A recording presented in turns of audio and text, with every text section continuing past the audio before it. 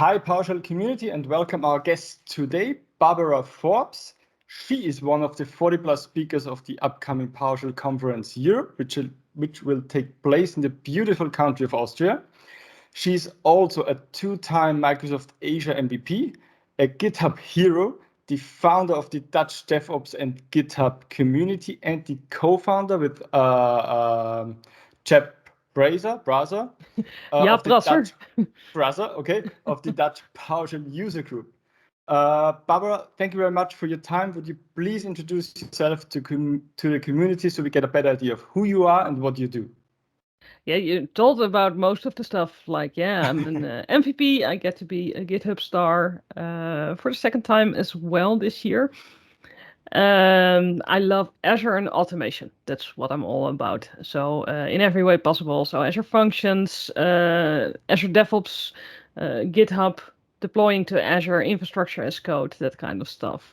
And I've been blogging about that for quite a while at my blog, which is Forbes with a 4.nl. And yeah, I've been doing talks about these subjects. Okay. And now I get to talk at PowerShell Europe. Yeah. So let's talk about your sessions at the PSCONF. So you have two sessions. One is Azure Functions in an enterprise environment, and the second one is how GitHub can make your PowerShell process easier. So tell us a little bit about your sessions and why should the attendees visit especially your session? All right, well, the one about Azure Functions, let's start with that one. Of course, Azure Functions and PowerShell is a great combination. You can have so much fun with that, but it can really enhance when you're automating stuff, especially in an Azure environment. But it can also give you a first introduction of how your PowerShell code can work as an application, because it can almost become like an API. So that gave a lot of great possibilities, and it's something you can use in companies. But then again, in companies, you have to think about security. And you have to think about how am I going to do this in a safe way? Am I going to store my passwords and my keys directly into my scripts? I hope not. Yeah. Or am I going to make use of everything that Azure can offer, like managed identities and key vaults and stuff like that? And how do you connect with different Azure functionalities? So I want to go a bit beyond the code, the script, and look at, well, how can we make this work in an enterprise environment? So that's the one on Azure Functions. And the other one is on GitHub.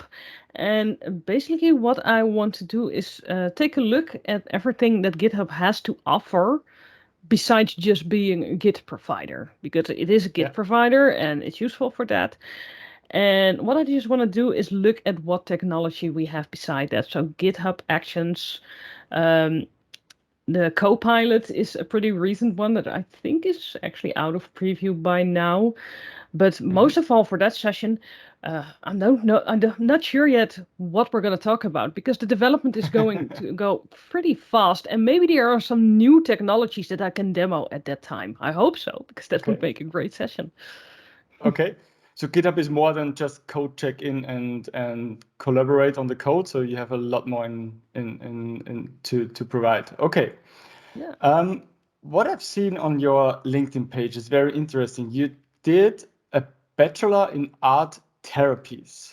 Yeah, so that's not almost that's relevant. not typical the beginning of an PowerShell scripting IT career. Yeah. So Yeah. how did that come? So have you done your bachelor and then thought, oh, I like IT more, or what was the reason for this? I actually worked in that field for a while, not as an art therapist, but I worked with children and children who couldn't live at home and stuff like that. Childcare, yeah, and it was fun, but it just wasn't right. It wasn't for me. And I felt like, yeah, I'm not getting what I want out of this career. And it was a pretty bad economy at that time, so it was really hard to find a job. And I thought, let's give IT a chance. And I never even had an office job before that, so even that was just a gamble. And yeah, I was like, yeah, I've got nothing to lose. Let's just try it. And it was one of the best decisions I've ever made. And yeah, everything was right. Yeah. Okay, but how did you get your foot into the IT industry starting with art therapy. So how did that Yeah. functions? I started at the company that I work for now. I worked with another company in between, but I started there, and what they did at the time is just said, if you've got a feeling for technology, a love for technology, a love to learn, and a little bit of people skills, so we can work on a service desk or something like that, we will give you a chance to learn. And Okay. that's how I started. I didn't know anything about computers, and I started at an help desk where I got to do all the books and everything that was not related to computers. Wow. And I Okay. said, yeah, I want to do all the computer stuff, and I learned so much. And yeah, I started working on my certifications and just going around grabbing everything I could grab, trying everything I could do. And I love PowerShell from the first moment I got in touch with it. And yeah, I worked myself up to a system administrator, started working more with PowerShell. Yeah, and then cloud Okay. engineer, cloud consultant. So it took a few years. It's not like I landed like last week I was a child caring and now I'm an MVP. That's not. So it Yeah, took but you did this some time. in just 10 years. So you had Yeah. the bachelor till 2011, then you worked a little bit in this area, but you did all of this in the last 10 years from zero IT to Azure Yeah. MVP and consultant and I a started conference IT speaker. in 2014. I started in IT. 2014. Okay. Okay. It just was a hit. It fits, and I love what I do. So I'm very lucky. Okay. Yeah. Very impressive. Thank you. So the PowerShell conference will be in Austria. Have you ever been in Austria? Or will it be your first visit? First visit. Never been First there. visit? Yeah. Never been there. When you think about Austria, what typically comes in your mind, or what is typical for you when you think about Austria? I think of snow and mountains and skiing and stuff like that. I think Oh, that's okay. yeah. And of course, mountains is something for us because I'm from the Netherlands. We don't have those. Yeah. But yeah, and it's actually silly because you think of like little cabins on the mountain and stuff like that, and then I probably have to remember there are big cities, and this Yeah. Vienna is gonna be a big city, and yeah, I'm really looking forward to it. Do you plan to stay longer in Austria or just for the conference, back and forth? Yeah, it will probably just be for the conference. Like, Okay. probably I'll get there by Sunday and then leave by Friday, something like that. Maybe Saturday, because Okay. yeah, June is a busy month, and yeah, there are a lot of conferences. So, Mhm. and I hope to have a full holiday after that. But I do hope that I will get some feeling. That first and that last day, hope to arrive early so I can get a feeling for Austria. And yeah, if you have any tips on what I should absolutely see. Yeah, Because I'm blank. okay, so that was my last question related to Austria. Anything special you're looking for? You have I nothing in mind. I have nothing. I'm completely blank, and I Okay. actually love that. Just to go into a city and find out Yeah. there's stuff there. Yeah. I think you should just walk around a little bit. So when you arrive on Sunday and maybe plan to leave on Friday or Saturday, you have the evenings and maybe the whole Friday. So just walk around, maybe drink, eat some typical Austrian dishes and food, and maybe what is very famous is a sausage stand. Hmm. So not a cuisine or a restaurant, so just a sausage stand and get a sausage. So that's typically usually for Vienna or Austria. Of course, the Wiener Schnitzel and the roast pork, that's okay. But I think you should try a sausage stand. So that's typically I what the love Austrian that kind do of after stuff. work and Yeah. maybe drink a beer or something like this. That's no problem as well. No, I always love to try just the local food, just Yeah, what's and yeah. not the fancy stuff, just the local regular stuff. Yeah, So the real stuff, so not the touristic one, and yeah, yeah, okay. exactly. So what I've seen and already mentioned, you're a GitHub hero. To Star, be honest, and a star. Sorry, GitHub Star. uh, Yeah. GitHub Star. I never heard before about a GitHub Star. What is a GitHub Star? Yeah, it's a program. It's relatively new. I think we're in the second year by now, Okay. and it's a little bit like the MVP program, but a lot smaller, Okay. and for GitHub. Okay. So Okay. GitHub looks at contributors around the world, which can be people who do talks or people who run user groups like I do, but also just people Mm-hmm. who have big open source projects or do a lot for the community that way or share their tech knowledge in any way. And they get awarded the GitHub Star. Mm-hmm. And yeah, like the MVP program, it means that yeah, we are in touch with GitHub themselves, and we get to know like what is coming up, be part of the private previews, and yeah, have a great little community. It's pretty tiny. It should be, and the max they said is about 100. I think we're at 70 GitHub stars Worldwide. worldwide now. Yeah. Wow. Okay. Okay. So And you also it's very new, but it's very cool. It's a very fun and nice community. It's okay. yeah.